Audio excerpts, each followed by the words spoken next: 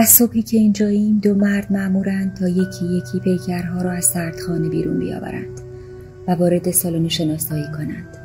سالن منتهی به سردخانه است. پیکرها که آماده می شوند، آقای محمدی یکی از افراد خانواده را برای شناسایی صدا می زد. اولین خانمی که برای شناسایی شهیدش وارد سالن شد، من و زهرا کنارش بودیم. آمده بود برای شناسایی پیکر همسرش. از دل آوار نارمک آمده بود و صورتش چون ماه می درخشید. خانم میانسال صورت بر صورت همسر شهیدش گذاشت. مراقب بودیم حالش بد نشود. میان حق حق حرف دل می زد. نمی خواست برود. رهایش می کردی تا شب نجوا داشت با مردش. اما باید کمکش می کردم دل بکند و این بیرحمانه ترین کار ممکن بود برای من.